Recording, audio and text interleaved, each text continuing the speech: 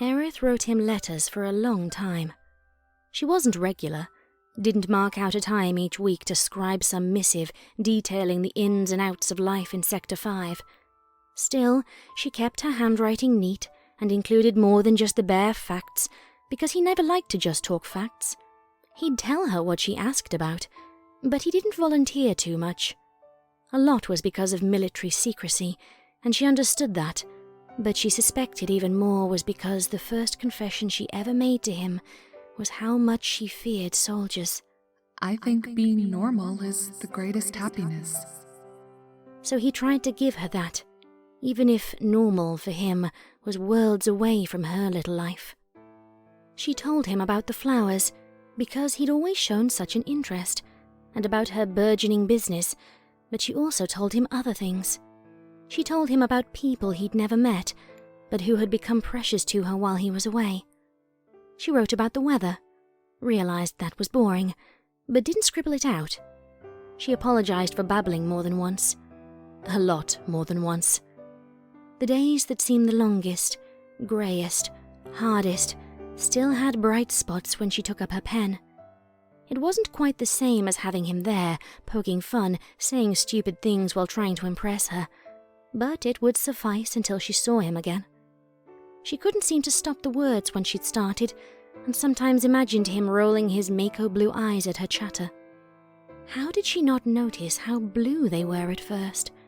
How did she embarrass herself so thoroughly when, as always, so much of who he was had been on show for all to see? That was the thing. He never left anything out, never hid anything from the world. He laid himself bare because keeping secrets was as alien to him as altruism was to cats, but foolishly expected the world to do the same in return. Years crept by. Her body changed, but only a bit. She kept the small chest she delighted in when it first developed. Evidently, her church couldn't make everything grow. In the end, she had to accept she wasn't going to be a buxom beauty, though her face wasn't quite as thin as some girls she passed while selling her flowers. Her hair thickened, and she tied it back, telling herself it was practical for gardening and because the style made her look older, but put her ribbon under her pillow at night like it might chase bad spirits away. She kept an eye out for pretty stationery, though she never went so far as to spray the paper with perfume. In high summer, the church was such a riot of colour that she didn't need to. Her flowers sold better than expected, proving people's longing for some scrap of brightness in their lives. Daffodils in spring, vivid dahlias in summer, lilacs when the changing seasons made everything ever greyer than concrete. Even blood-red hollyberries with their spiky leaves in winter, and pale gypsophilia all year round. Her church was never bare, and she wrote her letters there, surrounded by the scents and swish of plants thriving where nothing was supposed to thrive. She tried cultivating bluebells and delphiniums too, and once got hold of some ancient hydrangea seeds that nevertheless flourished, but nothing was ever blue enough, and she sold them without keeping anything back. She wondered what he'd think of her when she saw him again. She never asked in her letters, though. It was like a rule she'd laid down for herself. If she had to ask, then the answer wasn't worth hearing. Likewise, asking when he'd return to Midgar. That felt too much like tempting fate. Instead, she asked him what he was doing, whether he was keeping well, how life as a soldier suited him. She assumed it suited him well for the first year he didn't reply, and then thought it might be treating him badly after the second. She imagined him recuperating in a military hospital, pictured him dragging himself off some godforsaken battlefield and laying in a coma while her letters piled up by his bedside. Sometimes she dreamt of drowning and thumped gloved hands bigger than her own against the smooth surface between her and air. I don't need such a pathetic soldier. Those nights she awoke in a cold sweat, eyes wide in the darkness, until she could make out the vague but reassuringly solid shapes of furniture. Bad things happened in her own life, but those dreams were what she feared the most. She liked the good dreams better, the ones that comforted her when a lucky ribbon wasn't enough. His smile, that tip of his head when he was being a smart aleck, the way he rubbed the back of his neck when he was embarrassed, or thinking, or both. She liked it when Dream Him turned his 1,000-gigawatt grin to her and slapped his palms together, announcing that all her flowers were sold and he was taking her out to dinner so she wouldn't have to eat rehydrated noodles again. Certain memories she kept close and unwrapped only when she was in the right frame of mind, handling them delicately, like they might break if she was too rough. Memories of being pinned against a wall when someone discovered her sanctuary and tried to bring Midgar's grubbiness inside. Of him appearing as if from nowhere to yank the guy off her, anger twisting his face into something she'd never seen before. That scared her into noticing the sword on his back, the armor plates, the regulation Shinra boots that were usually just ugly black boots. For a second, he was a soldier instead of himself, and that frightened her more than pulling her ripped shirt closed and trying to find the buttons that had popped off. Memories of wrapping her arms around him from behind, feeling grief course through him and make him judder more than the station when a train roared through. The smell of the oil he used on his sword handle, some kind of acrid dust and a feather falling from his hair onto her cheek when he buried his face in her neck. Hard floorboards against her back that didn't seem so hard, and strong hands made clumsy by heartache he couldn't articulate because the wounds were still too fresh. By the 3rd year she'd been told he was dead, but she kept on writing her letters because something inside her refused to believe it. She couldn't explain it, but she felt it.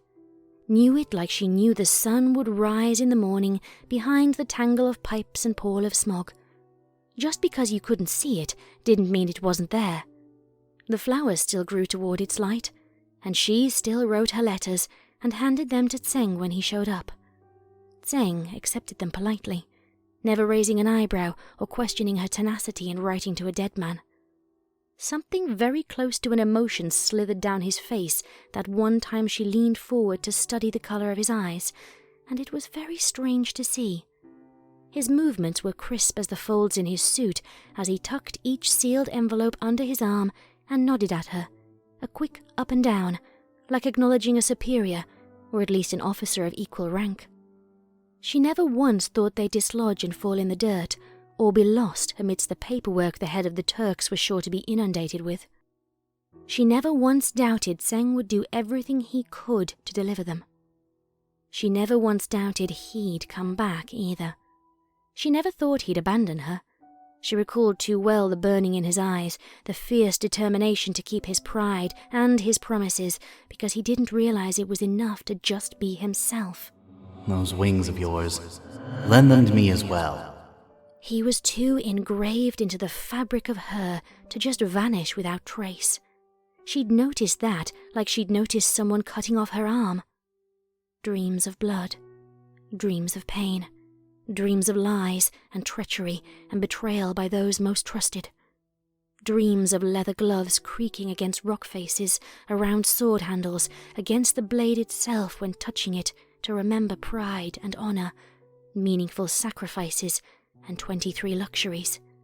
Dreams of a dried-out wasteland, of hauling another body that breathed but didn't respond, of hiding in caves and starving and putting one weary foot in front of another, in front of another, in front of another. Excruciating, but there and real, and he wasn't dead. She could feel him imprinted around her church, a displacement of air behind her shoulder, as though without looking she could reach out and feel the uneven surface of body armor that wasn't worn just for show. And then, one day, just short of the newest anniversary since their last hasty date, she was in the church tending a new crop of lobelia that she didn't even remember planting. They'd appeared in the very center of the garden, like a pupil of a hawkweed yellow eye, right where the thin sun hit when it broke through the clouds. Today threatened rain, so there were a lot of clouds. Usually she liked the rain. It helped her flowers grow, left everything feeling new and fresh, and for a while she could forget the walk home would smell of exhaust fumes and garbage.